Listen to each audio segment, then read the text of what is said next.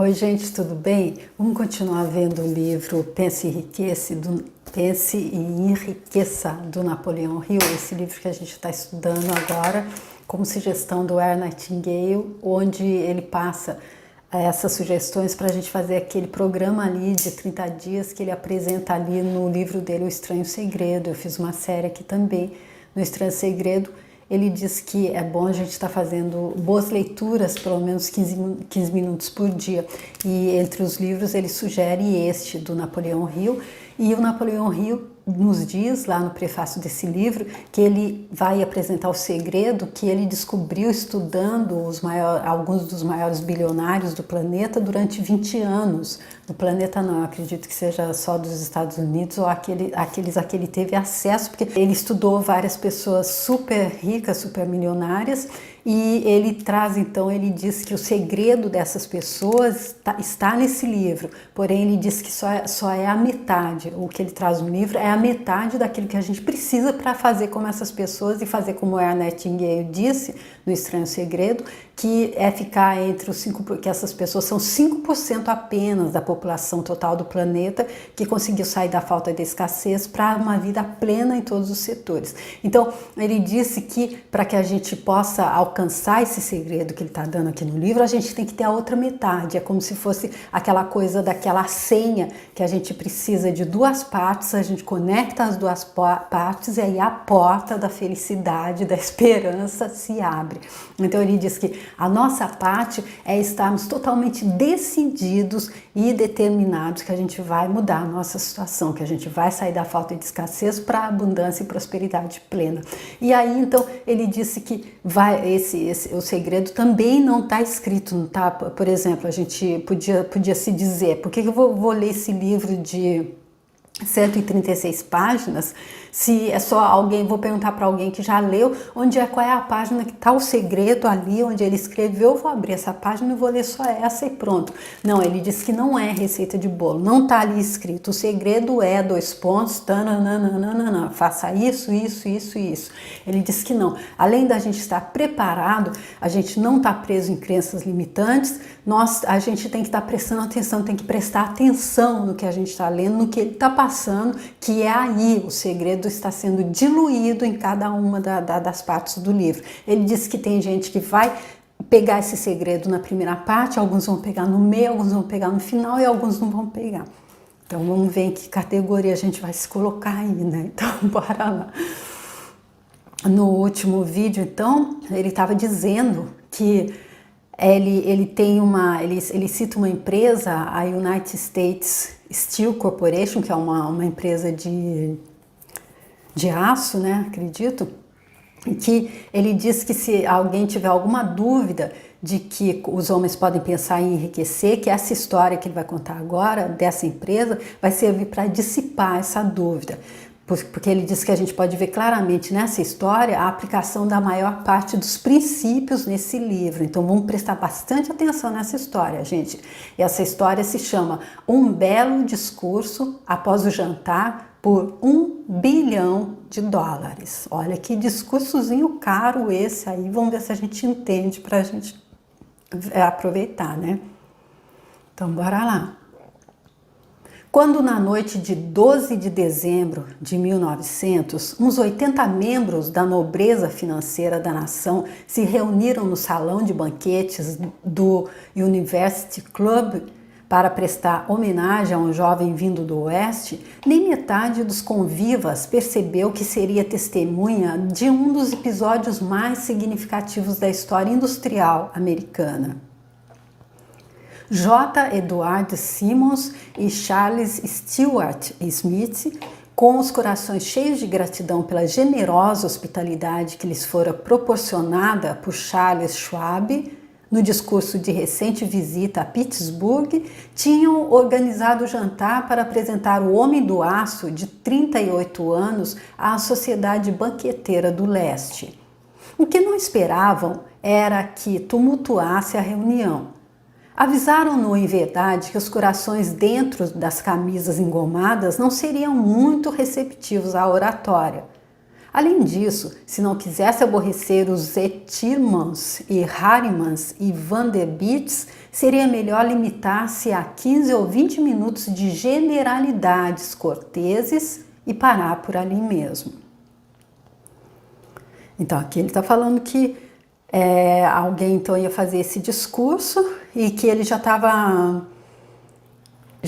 ali avisando que para apresentar o homem do aço, o homem dessa empresa, então a sociedade banqueira do leste, ou seja, aquele pessoal que tinha o dinheiro, que podia investir, acredito, né? Mas ele já estava dizendo que eles estavam ali mais pro jantar e não para ficar ouvindo o discurso, né? Ninguém gosta muito de discurso muito longo, né? Mesmo John Morgan, sentado à direita de Schwab, conforme exigia a imperial dignidade, só pretendia honrar com a presença dele à mesa de banquete por pouco tempo. E quanto à imprensa e ao público, o acontecimento todo era de tão pouca monta que nenhuma menção se fez nos jornais do dia seguinte. Os anfitriões e convidados ilustres banquetearam-se com 7 ou 8 iguarias costumeiras. Houve pouca conversa e a que houve era discreta. Poucos banqueiros e corretores conheciam Schwab, cuja carreira fluíra às margens do Monongahela e ninguém o conhecia bem. Mas antes que a noite se escoasse, todos, e com ele Morgan, o senhor do dinheiro, foram arrebatados e um bebê de 2 bilhões, a United Steels Corporation, foi concebido. Então, na verdade, esse encontro foi para a concepção, para o nascimento dessa empresa de 2 bilhões. Talvez seja infelicidade para a história que não se tenha gravado o discurso de Charles Schwab no jantar. É provável, contudo, que se tratasse de um discurso rústico, meio sem gramática, pois as belezas da língua nunca preocuparam Schwab. Cheio de epigramas e intercalado de espírito, mas a parte disso teve força e efeito galvânicos sobre o capital avaliado em 5 bilhões, representado pelos convivas. Depois que terminou e a reunião ainda estava sob o fascínio dela, embora Schwab tivesse falado durante 90 minutos, Morgan levou o orador a uma janela retirada, onde, balançando as pernas que pendiam dos assentos altos e desconfortáveis, ficaram conversando por mais 1 hora. A magia da personalidade de Schwab fora solta a todo vapor, mas o que era mais importante e duradouro foi o programa imponente e bem delineado que esboçara para o engrandecimento do aço. Muitos outros tinham tentado interessar Morgan em formar um truste do aço, nos padrões dos trustes de biscoito, arame, açúcar, borracha, uísque, óleo ou goma de mascar. John Gates, o jogador, recomendara-o, mas Morgan não confiava nele. Moore, Bill e Jim, corretores de Chicago, que juntaram um truste de fósforos a uma cooperação de bolachas, recomendaram-no e fracassaram. Herbert Gary, o advogado rural bonachão, quis fomentá-lo, mas não era bastante grande para impressionar. Enquanto a eloquência de Schwab não elevou J.P. Morgan aos píncaros, donde pôde visualizar os resultados sólidos da empresa financeira, mas corajosa, jamais concebida. O projeto foi encarado como sonho delirante de doidos por dinheiro fácil. Ou seja, aqui nessa parte que ele está citando nomes aqui que a gente não conhece, que fica um pouco mais difícil, o que se entende é que esse Morgan é aquele que podia tá passando o dinheiro então para a concepção dessa empresa e que muitos outros haviam tentado convencê-lo a isso e nada tinha demovido ele, a não ser então o discurso que esse Schwab fez.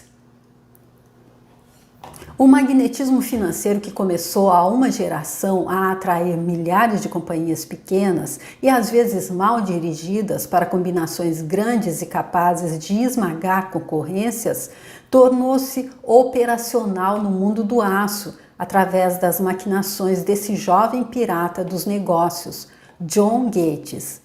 Gates já tinha formado a American Steel and Wire Company, de uma cadeia de pequenas empresas, e juntamente com Morgan tinha criado a Federal Steel Company.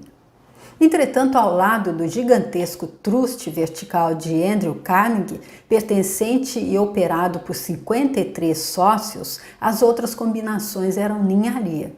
Podiam associar-se à vontade, mas o grupo todo não chegava aos pés da organização. Carnegie e Morgan sabia disso. Mas o grupo todo não chegava aos pés da organização. Carnegie e Morgan sabiam disso. O excêntrico velho escocês também o sabia.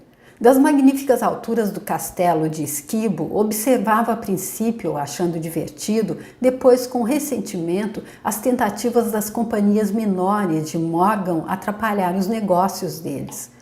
Quando as tentativas se tornaram ousadas demais, o gênio de Carnegie manifestou-se pela raiva e vingança.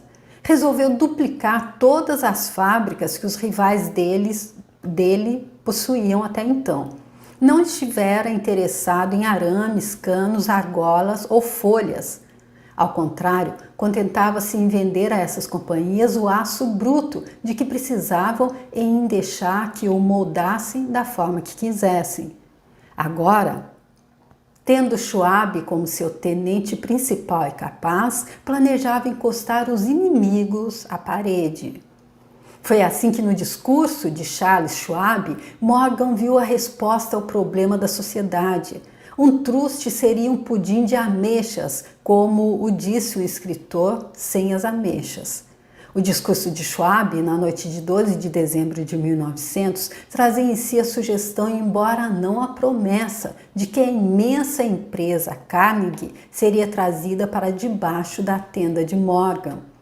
Falou no futuro do mundo para o aço, da reorganização da eficiência da especialização, da união de fábricas fracassadas e concentração do esforço nas propriedades florescentes, das economias no tráfico de minério, economias nos departamentos superiores e administrativos, da conquista de mercados estrangeiros. Mas ainda disse aos piratas entre eles, onde se achavam os erros de sua habitual pirataria. O propósito deles, sugeriu ele, fora criar monopólios, elevar preços e dos privilégios extrair gordos dividendos. Schwab condenou o sistema com a maneira mais veemente que pôde. A falta de visão de tal política, disse ele aos ouvintes, estava no fato de que restringia o mercado numa época em que tudo gritava por expansão. Baixando o custo do aço, argumentava ele, criar-se-ia um mercado em constante expansão. Encontrar-se-iam mais utilidades para o aço e boa parte do comércio mundial poderia ser conquistada. Na realidade, embora não o soubesse, Schwab era o apóstolo da moderna produção em massa. Ou seja, pelo pouco que eu entendi, o Schwab então estava tendo ali um vislumbre, uma visualização do futuro, que é que quando se baixa o preço da matéria-prima primordial, é possível fazer muito mais coisa, é possível, como ele está dizendo aqui, ele seria o apóstolo da moderna produção em massa, porque hoje, como nós já chegamos a 8 bilhões de habitantes, o planeta superpopular, cheio de gente, não dá para estar produzindo pouca coisa, é tudo em grande escala, não é? Então, eu acredito que seja isso, ele teve essa grande ideia e foi isso que ele passou no discurso, mas não está muito claro não isso, tá, gente? Assim terminou o jantar na universidade, no clube da universidade. Morgan foi para casa para pensar sobre as róseas predições de Schwab. Ele voltou a Pittsburgh para dirigir o comércio do aço de Andrew Carnegie, enquanto Gary e os outros voltavam para os teletipos deles para divertirem-se, antecipando o passo seguinte. Não tardou muito, Morgan levou mais ou menos uma semana para dirigir a iguaria de razões que Schwab colocara diante dele.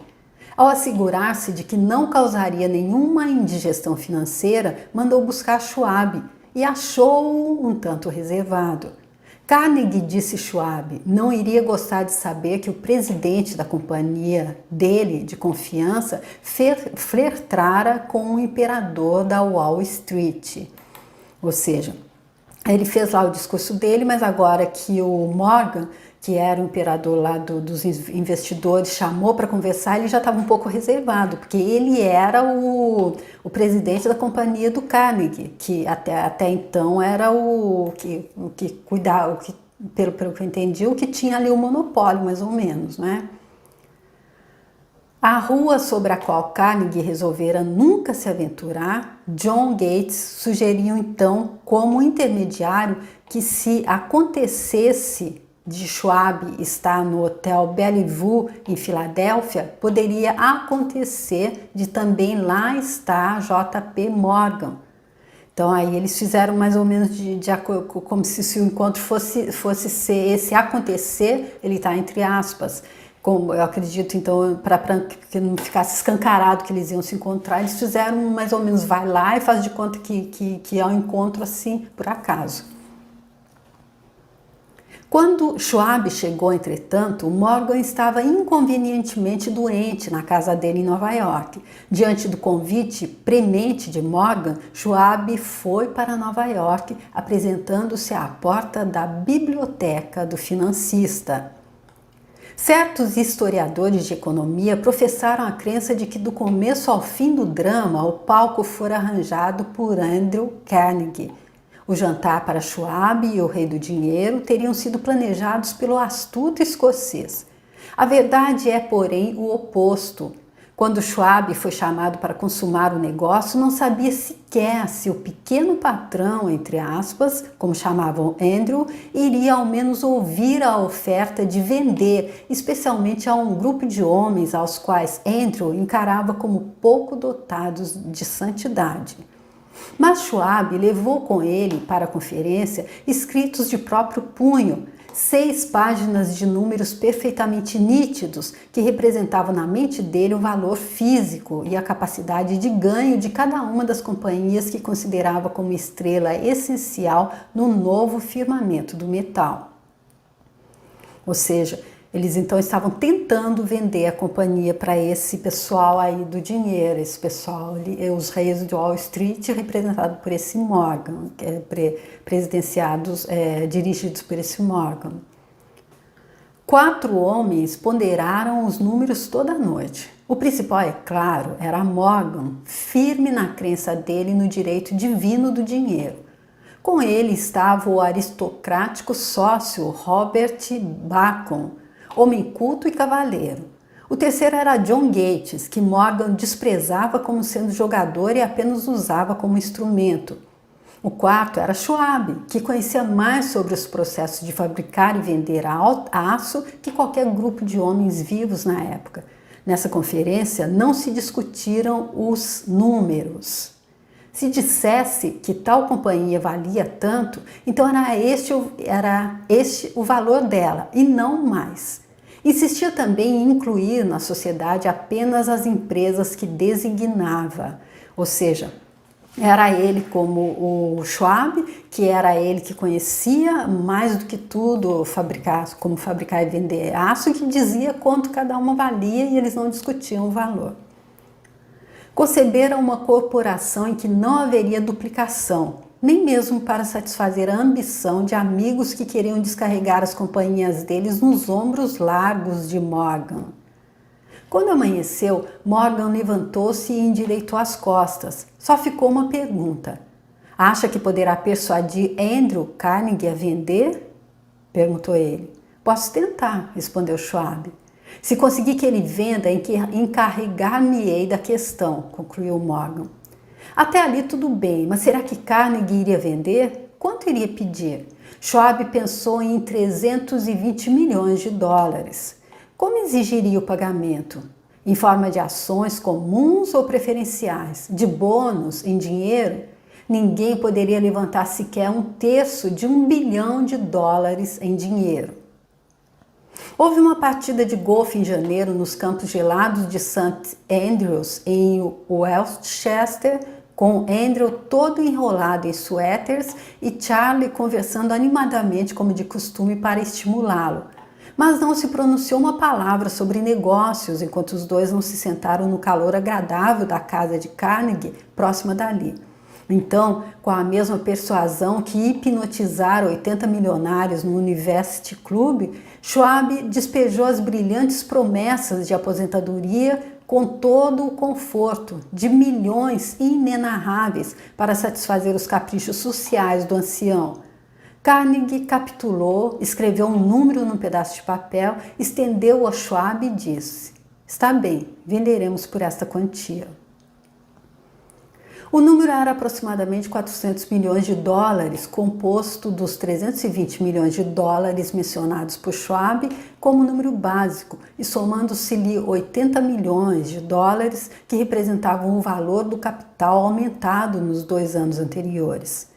Mais tarde, no convés de um transatlântico, o escocês disse tristemente a Morgan: quisera ter-lhe pedido 100 milhões de dólares a mais. Se os tivesse pedido, teria recebido, assegurou-lhe Morgan alegremente. Houve alvoroço, é claro. Um correspondente britânico telegrafou que o mundo do aço estrangeiro estava chocado pela gigantesca sociedade. O presidente Hadley de Vale declarou que, a não ser que os trustes fossem regulamentados, o país poderia esperar um imperador em Washington nos próximos 25 anos. Mas Kinney, o hábil manipulador de ações, começou a trabalhar empurrando as novas ações para o público com tal vigor que todo o excesso, calculado por alguns em quase 600 milhões de dólares, foi absorvido num relance. Assim, Carnegie teve os seus milhões, a corporação de Morgan teve 62 milhões de dólares por seu trabalho e os rapazes de Gates a Gary tiveram os milhões deles. Schwab, de 38 anos, teve a recompensa dele. Foi feito presidente da nova companhia, ficando no poder até 1930. Olha, gente. Então, essa parte aqui bem confusa, eu acredito que tinha que ter estudado mais sobre isso, visto mais sobre o que foi isso, mas me parece que é aquela coisa da determinação, não é? Ainda que esse dirigente aí do Wall Street, que era quem manipulava, quem podia comprar, quem era o dono do dinheiro, digamos, não tinha se dobrado a nenhuma outra tentativa de outros. O Schwab, então, ele tinha ali, além de conhecer o que ele estava vendendo, saber o valor do aço, ter uma ideia grandiosa que poderia estar fazendo com que ele viu, acredito, o futuro. E o Carnegie, eu acredito, pelo que eu entendi aqui, que ele não tinha nenhuma dúvida de que ele queria vender, ele já estava mesmo querendo se aposentar, ele ia vender mesmo, mas depois o Morgan, o dono do dinheiro, também iria comprar. Até ele disse: se eu tivesse pedido 100 milhões a mais, você teria dado, e ele disse: com certeza. Então, espero que vocês tenham entendido, eu li como está escrito, tá bom? E aí, se vocês não concordarem com as minhas conclusões, é só a minha opinião, tá bom? Então, só para concluir esse vídeo, as riquezas começam dentro do homem. A história dramática do grande negócio que você acabou de ler é um exemplo perfeito do método pelo qual o desejo pode ser transformado em seu equivalente físico. Essa organização gigantesca fora criada na mente de um só homem. O plano pelo qual as fábricas de aço davam estabilidade financeira à organização fora criado na mente do mesmo homem. A fé dele, o desejo dele, a imaginação e a persistência dele foram os verdadeiros ingredientes que entraram na United States Steel. As fábricas de aço e equipamento mecânicos adquiridos pela companhia, depois de assegurada a existência legal dela, foram incidentais. Mas uma análise cuidadosa revelara o fato de que o valor estimativo das propriedades adquiridas pela companhia aumentou em aproximadamente 600 milhões de dólares pela simples transação que as uniu sob uma única direção. Em outras palavras, a ideia de Charles Schwab, mais a fé com que a transmitiu à mente de Morgan e a dos outros, foi negociada por um lucro de aproximadamente 600 milhões de dólares. Não é uma soma insignificante para uma única ideia. Então, eu acredito que aqui está uma parte bem importante do segredo que ele já falou anteriormente. Então, é uma ideia. A ideia fomentada pela fé com que ele transmitiu de mente para mente. Então, tenha uma ideia, acredite nela e aí apresente de forma até a tá fazendo com que a outra pessoa também queira tanto aquilo como a gente está querendo. Acredito que seja isso. A United States Steel Corporation prosperou e se tornou uma das mais ricas e poderosas companhias da América, empregando milhares de pessoas, desenvolvendo novos usos para o aço, abrindo novos mercados e provando assim que os 600 milhões de dólares em lucros que a ideia de Schwab produziu foram merecidos. A riqueza começa em forma de pensamento. A quantidade só é limitada pela pessoa, em cuja mente o pensamento é posto em movimento. A fé remove as limitações. Lembre-se disso quando você estiver pronto a negociar com a vida pelo preço que você exigir por ter passado por aqui. Olha, gente, então vale até a pena ler de novo, olha. A quantidade só é limitada pela pessoa em cuja mente o pensamento é posto em movimento. A fé remove as limitações. Lembre-se disso quando você estiver pronto a negociar com a vida pelo preço que você exigir por ter passado por aqui. Ou seja, aquela coisa que eu já vi ali no livro do Og Mandino, de um moribundo, que ali no momento do último suspiro ele disse à vida: olha, que eu te pedi só isso e agora com certeza se eu tivesse pedido mais eu teria recebido. E eu acredito que a vida deve ter respondido para ele sim, como aí o Carnegie disse: se eu tivesse pedido 100 milhões a mais ao Morgan, ele teria recebido, e ele disse sim, com certeza, porque quando a gente consegue vender a ideia, o outro está pronto a pagar o que for, eu acredito. Pelo menos foi isso que eu consegui entender aqui, tá bom? E agora, para concluir, pontos a fixar. A fé é indispensável para o sucesso. Ela é induzida e fortalecida pelas instruções dadas ao subconsciente. Eis 5 passos para a autoconfiança, todos eles facilmente ao seu real alcance. Você sabe agora como se atirar ao desastre pelo pensamento ou como obter vitória e felicidade como resultados das mesmas circunstâncias. Aquilo que ele disse então no início, no vídeo anterior e no início desse também, o pensamento é aquilo que traz a nossa realidade. Então nós estamos construindo a nossa realidade com aquilo que a gente está pensando. Homens como Lincoln e Gandhi mostram-nos como pensamentos podem ter magnetismo, o que atrai pensamentos correlatos e faz com que milhares de mentes trabalhem como uma só. É essencial dar antes de ganhar. Homens ricos tiveram de aprendê-lo antes de um negócio ilegal se transformar em negócio que trabalha com e para o público, sem deixar de ser lucrativo. Porque vocês viram lá na história da empresa que ele queria unir, que ele queria formar, que se tornou a nossa grande empresa de aço, uma das ideias era diminuir o valor, era baratear o valor do aço para poder como que fala, produzindo em larga escala. E aqui acredito que seja isso, que é um negócio ilegal para se transformar em negócio que trabalha com e para o público, sem deixar de ser lucrativo. Tanto a pobreza como a riqueza são produtos da fé. E aqui ele conclui então essa parte então do passo número 2, que ele fala então da gente estar adquirindo a autoconfiança, ele fala novamente da fé e fala da ideia, que tudo então nasce de uma ideia e tudo nasce de um pensamento. Então, gente, eu fico aqui com essa parte.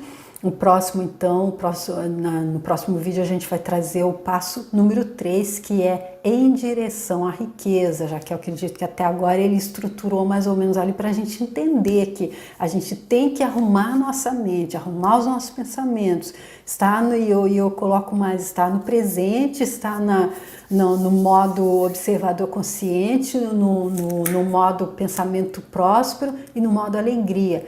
E aí depois a gente pede pelas ideias, a gente tem fé de que ela é uma boa ideia, que vai ser para o mais alto bem de todos, ele já disse, se a gente estiver pensando só no nosso umbigo não dá certo.